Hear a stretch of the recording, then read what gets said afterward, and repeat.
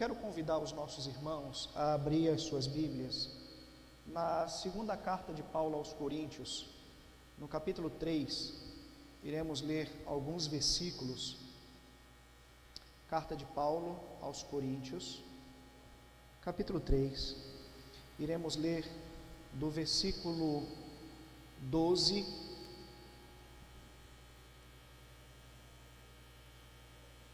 ao versículo 18. Segunda carta de Paulo aos Coríntios, capítulo 3, do verso 12 ao verso 18. Nos diz assim a palavra do nosso Deus: tendo, pois, tal esperança, servimo-nos de muita ousadia no falar, e não somos como Moisés, que punha o véu sobre a face, para que os filhos de Israel não atentassem na terminação do qual se desvanecia. Mas os sentidos deles se embotaram, pois até o dia de hoje, quando fazem a leitura da antiga aliança, o mesmo véu permanece, e não lhes sendo revelado que em Cristo ele é removido. Mas até hoje, quando é lido Moisés, o véu está posto sobre o coração deles. Quando, porém, algum deles se converte ao Senhor, o véu lhes é retirado. Ora, o Senhor é o Espírito, e onde está o Espírito do Senhor, ali há liberdade. E todos nós, com o rosto desvendado, contemplando como por espelhos a glória do Senhor, nós somos transformados de glória em glória na sua própria imagem, como pelo Senhor, o Espírito. Amém? Pai, nós te louvamos, Senhor, e agradecemos assim, ó Deus, pela oportunidade que o Senhor nos concede de estarmos aqui em tua casa, pela oportunidade que o Senhor nos concede de estarmos, ó Deus, em comunhão com os nossos irmãos, onde iremos assim ministrar a palavra, onde o Senhor há de falar aos nossos corações, corrigindo, Senhor, se for necessário, ó Deus, nos fortalecendo assim, se for necessário, Pai, nos edificando assim, se for necessário, mas que tudo isso seja por meio da tua palavra, Senhor. Em nome de Cristo Jesus, que o Senhor prepare os nossos corações para logo mais, onde estaremos assim, ó Deus, fazendo menção da tua morte, como o Senhor mesmo nos ordenou, até que o Senhor venha, participando assim da ceia da comunhão.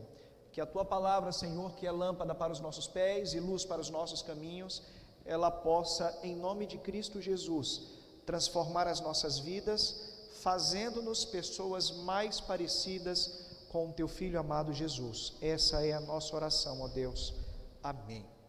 Amados irmãos, quando nós nos deparamos com esse texto, o qual foi citado pelo apóstolo Paulo na segunda carta aos Coríntios, no capítulo 3, no verso 12 ao verso 18, esse texto nos faz referência ao período o qual o apóstolo Paulo, ou melhor, o período o qual Moisés, ele se encontra no deserto com o povo, no seu processo de libertação, quando o povo sai do Egito em direção à terra prometida, a qual Deus havia prometido para eles, me perdoe aí a redundância, mas em um determinado momento Deus traz para o povo a necessidade de normas, Deus traz para o povo a necessidade de leis, e essas leis, elas são dadas a priori a Moisés, para que daí então Moisés pudesse anunciar essa lei para o povo. E o texto diz que quando Moisés desce, baixa um pouco mais, quando Moisés desce do Monte Sinai, a face de Moisés estava resplandecente, a face de Moisés estava brilhando, porque o brilho da face de Moisés era uma representatividade da glória a qual Deus tinha se manifestado diante de Moisés no Monte Sinai. Moisés resplandecia a glória de Deus. De uma forma lógica, se nós pararmos para analisar essa situação hoje, para o povo de Deus isso seria uma maravilha. Nós termos de uma forma visível, nós termos de uma forma palpável, nós termos de uma forma presente e de uma forma empírica a presença de Deus no seu povo. A presença de Deus resplandecendo pela face daqueles que estavam ali representando essa liderança. Mas havia um grande problema. Aquela comunidade que estava vivendo o processo de liderança de Moisés, aquela comunidade que estava aguardando os mandamentos de Deus, aquela comunidade que representava a Deus, não queria essa luz que resplandecia a face de Deus. Chegaram então para Moisés e disseram: Moisés, o povo se assusta, o povo se incomoda, porque você está resplandecendo, porque a sua face brilha, porque a sua face mostra para as pessoas que você tem um relacionamento com Deus. O grande problema, irmãos, é que muitas vezes isso pode ser uma realidade em nossos dias hoje. Isso pode ser uma realidade vivida pela igreja nos dias de hoje. Enquanto nós caminhamos no mundo ao nosso redor, as pessoas esperam ver em nós uma transformação. As pessoas esperam ver em nós uma referência de uma forma muito prática daquilo que nós apresentamos de uma forma muito teórica. O mundo, ele olha para nós com a intenção de ver Deus. Eu me lembro uma vez, quando ainda muito novo, no seminário, eu fui convidado a pregar numa igreja e eu tive muito medo. E o pastor olhou para mim e disse assim: seminarista Jamison, eu era seminarista na época, o povo quer ouvir Deus falar por meio da sua palavra. O povo não quer ouvir argumentos teológicos, o povo não quer ouvir formas de falar difíceis. Não é isso que o povo necessita. O povo precisa ouvir Deus falar ao seu coração, com a maior de todas as simplicidades. E é exatamente essas pessoas no mundo que olham para nós e muitas vezes ouvem a nossa voz, mas ele anseia em ver Cristo de fato resplandecendo em nossas vidas por meio das nossas ações, por meio da nossa presença, por meio das boas ações, por meio dos bons frutos que nós, como filhos de Deus, como servos de Deus, precisamos mostrar para essas pessoas. O Espírito Santo, em nossas vidas, é quem nos capacita a apresentarmos para o mundo, de fato, esse resplendor da glória de Deus. É como se nós observássemos um espelho.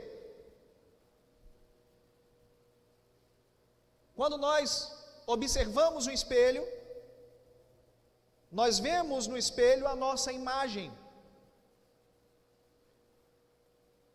Mas para que a nossa imagem ela seja vista de uma forma clara, de uma forma nítida, esse espelho ele não pode estar de qualquer forma.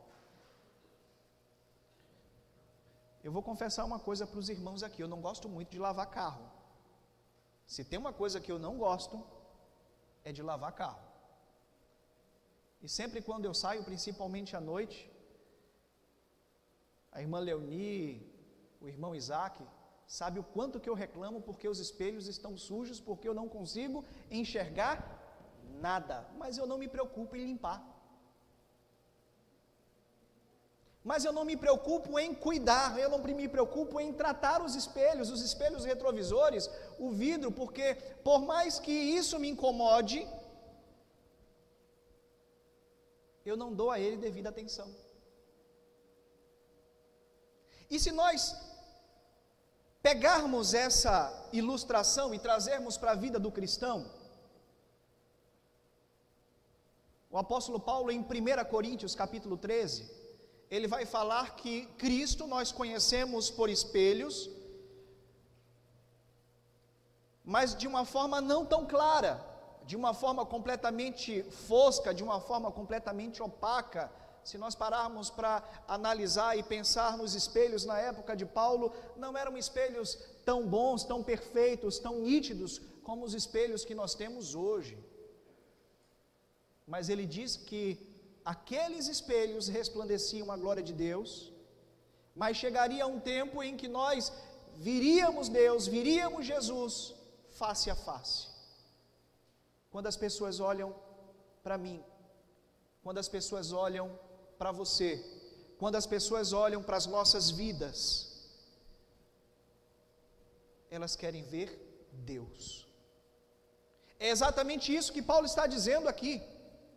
Nós somos como espelhos que precisamos refletir, não a nossa própria imagem, mas nós precisamos refletir a imagem de Deus.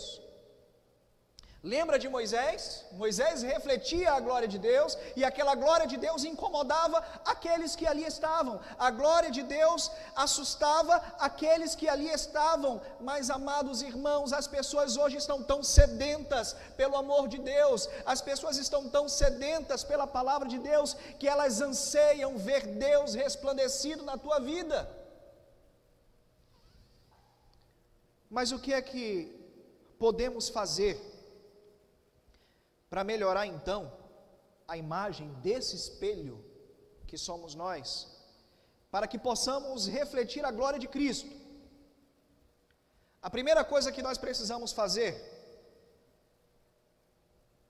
é ter o nosso rosto descoberto. Foi exatamente o oposto que Moisés fez. Em vez de Moisés descobrir o rosto para que as pessoas vissem a glória de Deus em sua vida, Moisés encobriu o seu rosto. E isso é um grande problema, porque o texto que nós lemos vai dizer exatamente que o fato de Moisés ter encoberto o seu rosto, consequentemente encoberto daquele povo a glória de Deus, isso acaba trazendo uma certa simbologia para a ação de que a glória de Deus não foi de fato revelada de uma forma completa para aqueles que ali estavam. Todas as vezes que a lei é lida, todas as vezes que os mandamentos de Deus são lidos, a glória de Deus continua encoberta. E essa glória, ela só é revelada a partir do momento em que nós temos plena consciência de que Cristo é a nossa salvação. Então essa glória que está encoberta, ela é descoberta, e Cristo então é revelado para a humanidade. Cristo então é revelado para as nossas vidas. Verso 13, então nós somos como Moisés, que punha um véu sobre a sua face, para que os filhos de Israel não atentassem na terminação do que se desvanecera. Moisés colocou a face em seu rosto, para que o povo simplesmente não se incomodasse com a presença de Deus. É muito fácil vivermos sem sermos desafiados pela palavra. É muito fácil vivermos sem sermos desafiados pela presença de Deus. É muito fácil vivermos sem sermos desafiados a sermos pessoas melhores, a sermos pessoas mais parecidas com Jesus. E aquela glória que resplandecia da face de Moisés exigia exatamente uma melhora de conduta daquelas pessoas que ali estavam. E eles diziam: Moisés, encobre o teu rosto, porque essa luz nos incomoda. Mas, amados irmãos, nós precisamos ter os nossos rostos descobertos. Mas pastor, Se nós somos espelhos, o que é que tem a ver o rosto encoberto com o espelho?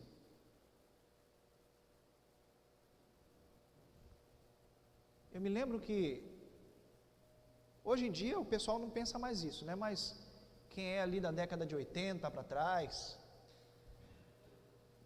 quando chovia, dava um trovão, o que é que as senhoras corriam para fazer? Cobrir o espelho. Não era assim? Dava aquele trovão, tum. Eu me lembro porque acontecia lá em casa, minha mãe fazia isso.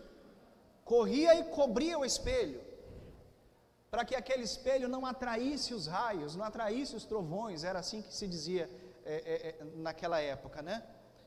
Mas quando nós cobrimos o espelho, irmãos, nós não conseguimos nos ver. Nós não conseguimos alcançar o objetivo pelo qual o espelho ele é proposto. Refletir uma imagem. E se nós, assim como Moisés, cobrimos a nossa face, cobrimos a nossa vida, nós não conseguimos refletir a imagem que é proposta, que é a imagem de Jesus Cristo. Jesus ensinando aos seus discípulos, em meio aos seus ensinamentos e aos seus embates com os fariseus, Jesus diz: olha, nós somos o sal da terra. Você é o sal da terra. Se você perder esse sabor, você não serve mais para nada. Se você perder esse sabor, você só vai servir para uma coisa: ser pisado pelos homens. Você é a luz do mundo. E sendo a luz do mundo, você não pode ser colocado em um local onde não ilumina nada. Sendo a luz do mundo, você não pode ser colocado embaixo da mesa. Você não pode pegar uma lamparina e colocar embaixo da mesa.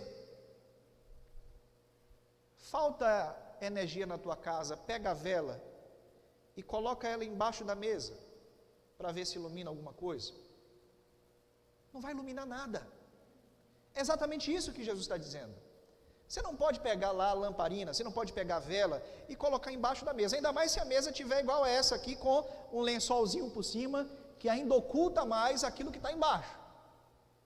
Mas você precisa colocar no lugar mais alto da casa, para que ele possa iluminar o máximo aonde aquela luz alcançar. É a ideia do espelho encoberto. Você não pode simplesmente se ocultar. Você não pode simplesmente se esconder. Mas você precisa ser apresentado para as pessoas. Você precisa permitir com que as pessoas te vejam, para que as pessoas vendo você possam então ver a glória de Deus na sua vida e serem alcançadas por essa glória.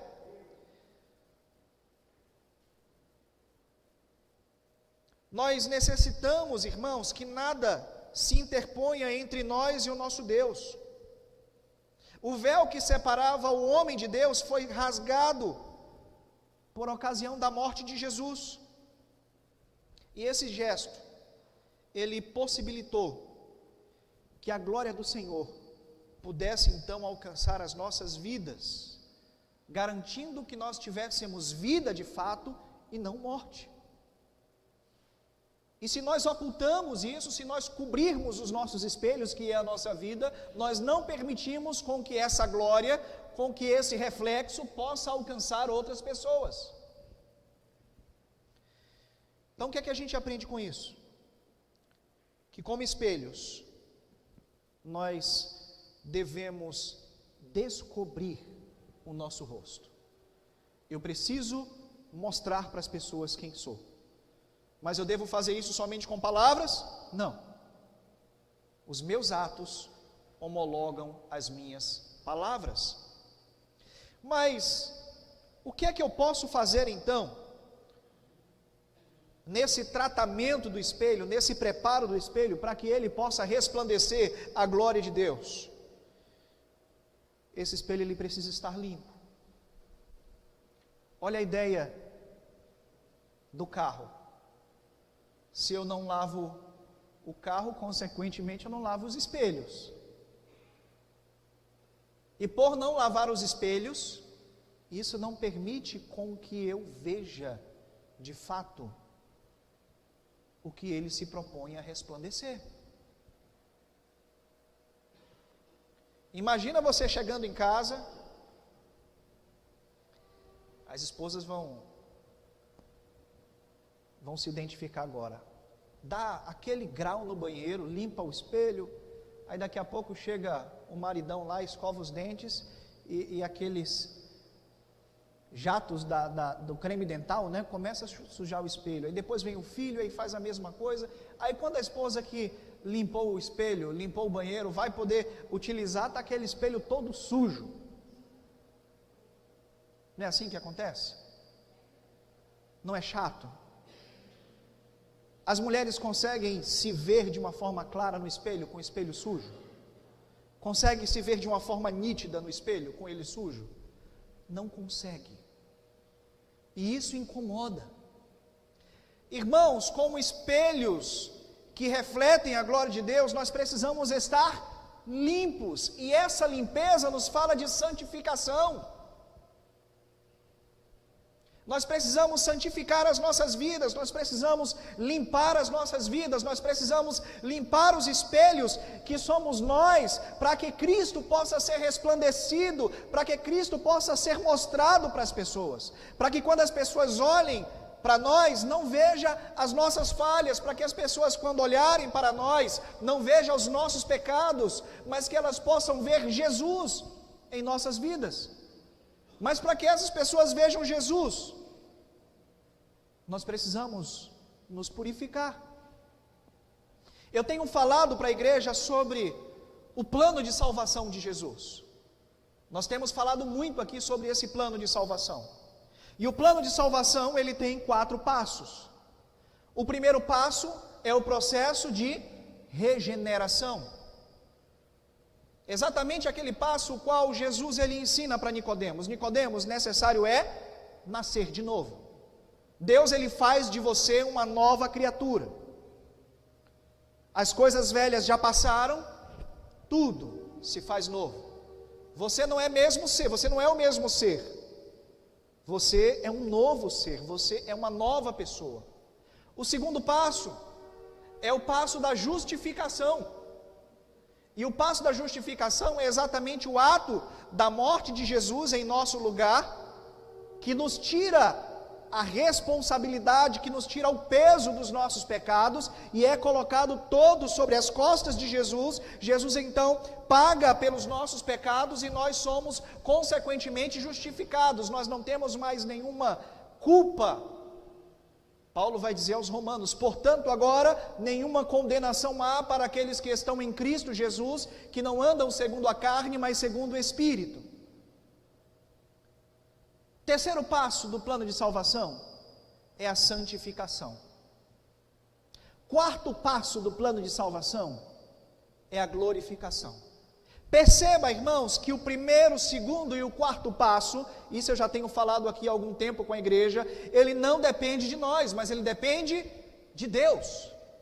Nós não temos nenhuma participação no processo regenerativo, nós não temos nenhuma participação no processo de justificação, nós não teremos nenhuma participação no processo de glorificação, mas o processo de santificação não tem nenhuma participação de Deus.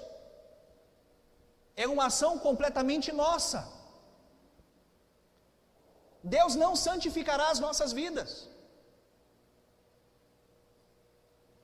Deus não evitará as tentações.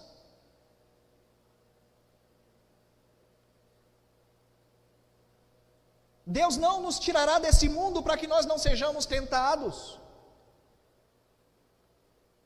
Mas o desejo de fazer aquilo que é certo, o desejo de nos purificar, o desejo de nos limpar, ele precisa estar em nossos corações.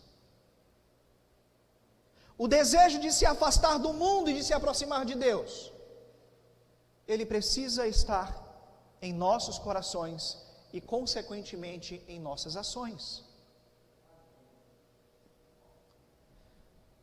Isaías 59, verso 2. Assim também os nossos pecados encobrem o rosto do nosso Deus, e as nossas iniquidades nos separam do Senhor. Nós buscamos de Deus força, mas a santificação é uma ação que nós precisamos tomar. O ato de se separar do mundo, o ato de se consagrar a Deus é uma ação completamente nossa. O ato de limpar a sujeira do espelho para que o mundo possa ver Deus em sua vida é uma ação sua. Muitas vezes a imagem refletida no espelho não é uma imagem nítida, não é uma imagem que brilha. Pequenas manchas, ou até mesmo poeira, dificultam a nossa visão. E nós precisamos limpar o espelho. Se desejamos então, irmãos, refletir a glória de Deus, com todo brilho, com toda a perfeição, nós precisamos buscar diariamente a purificação das nossas vidas. Confessando os nossos pecados, como diz 1 João capítulo 1, verso 9, na certeza de que Ele é fiel e justo para nos perdoar e purificar de qualquer injustiça.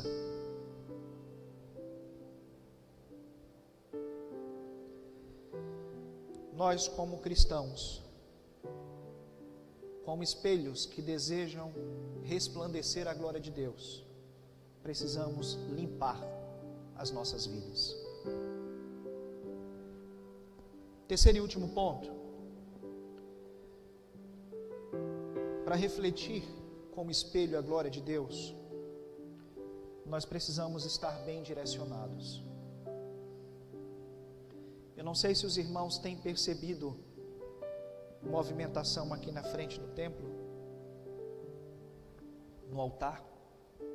Às vezes eu desço do altar e aí começo a mexer aqui nas caixas de retorno. Eu estava comentando aqui com a irmã Eneida e o retorno estava virado para lá e o irmão André não estava ouvindo a voz dele. Eu ainda brinquei com a Eneida, não sei como é que André ainda não reclamou. E aí eu desci e posicionei. A irmã Uiara, nesse instante ali, eu falei com ela, ela posicionou. Por que é que o pastor faz isso? Por que é que a gente faz isso? Talvez você está aí, você não entenda essa movimentação. É porque quem está cantando aqui, quem está pregando, precisa ouvir a própria voz. E se a caixa de som não estiver bem direcionada, isso não vai acontecer. Para refletir como espelhos a glória de Cristo, nós precisamos estar bem direcionados.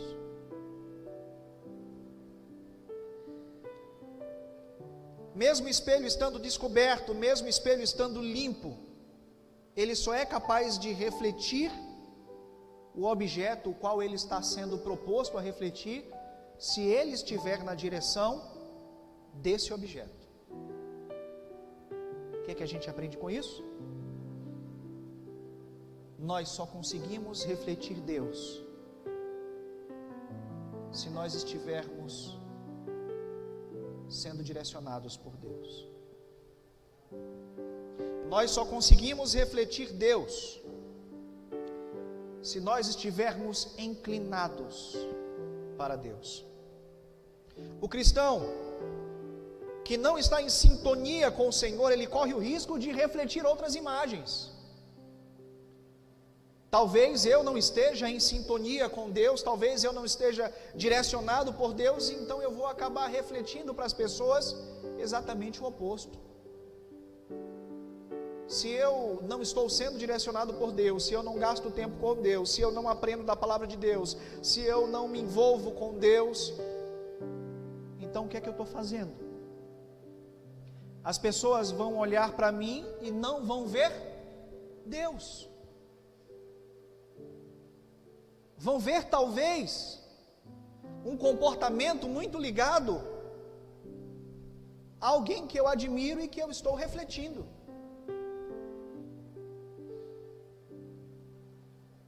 Talvez olhem para mim e veja características de um personagem, de um livro, de uma novela, de um filme,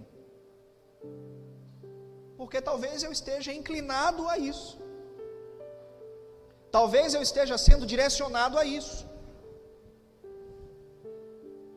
porque para que eu seja direcionado por Deus, eu preciso estar em sintonia com Ele.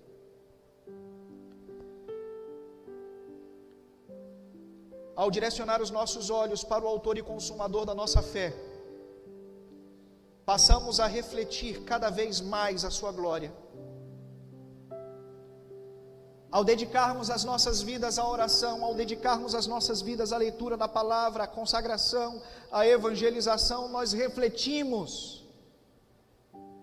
cada vez mais, de uma forma muito mais profunda, de uma forma muito mais nítida, de uma forma muito mais clara, a presença de Deus para aqueles que olham para nós e desejam ver Deus.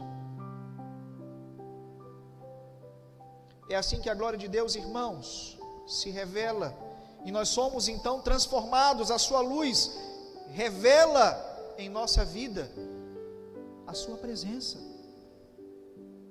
E quanto mais ela brilhar, mais claro Cristo será visto em cada um de nós. O que é que a gente aprende com isso? Como espelhos de Cristo, nós precisamos estar bem direcionados. E essa direção é a direção de Deus. Como espelhos, nós devemos então reconhecer as nossas fraquezas. Nós não somos super-homens, nós não somos super-mulheres, nós não somos pessoas perfeitas. Há uma diferença muito grande entre processo de santificação e perfeição. A Bíblia diz que a comunidade dos santos, ela existe. Que a igreja é a comunidade dos santos, que a igreja é a comunidade daquelas pessoas que desejam viver uma vida de santidade, uma vida separada, e essa vida separada não tem nada a ver com perfeição.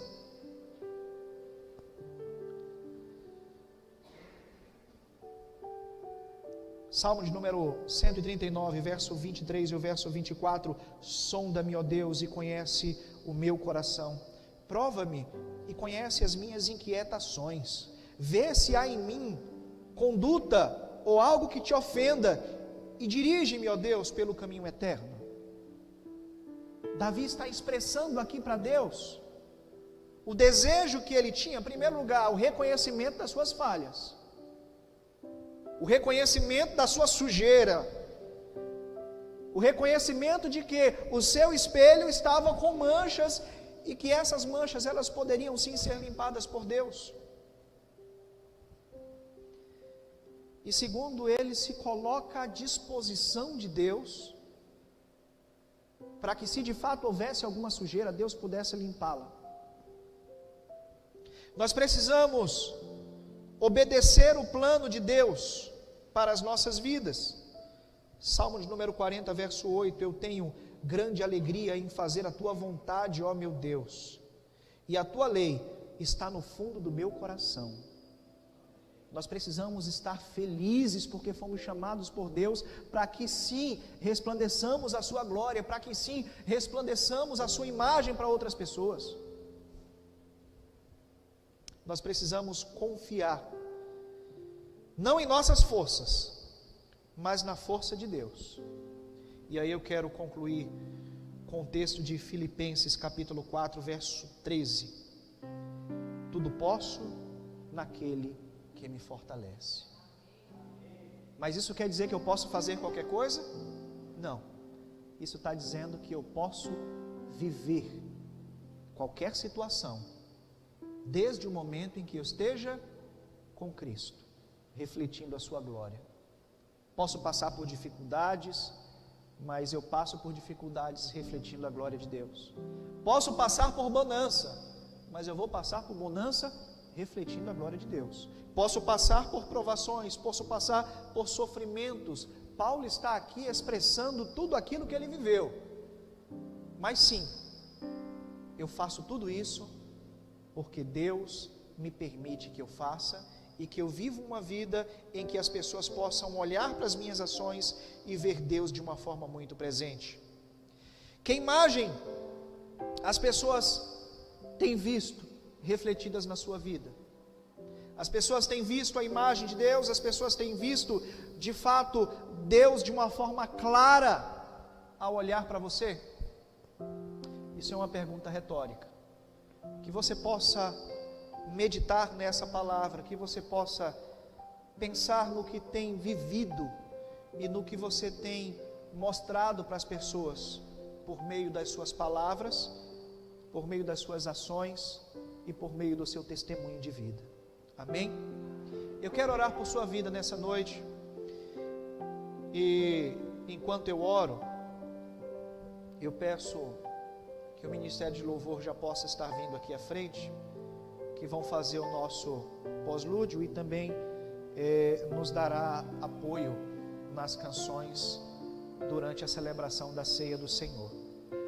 Querido Deus, eterno Pai que estás nos céus, nós te louvamos, Senhor.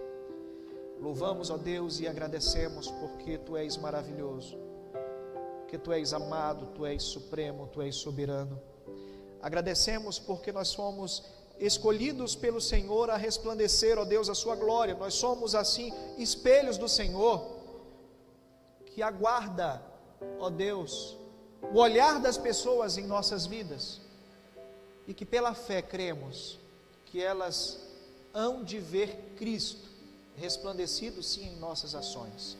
Se nós não temos vivido, ó Deus, essa verdade, que o Senhor nos oriente, que o Senhor nos ajude, que o Senhor nos corrija naquilo que for necessário, mas que nós venhamos, ó Deus, de fato viver essa realidade a qual foi proposta pelo Senhor, de sermos, sim, Senhor, representantes do Senhor aqui na terra, de sermos, sim, Senhor, pessoas mais parecidas com o Teu Filho amado Jesus, onde o amor, ó Deus, incondicional, o qual foi derramado sobre as nossas vidas, ele também possa ser notório em nossas ações, em nome de Cristo Jesus. Amém.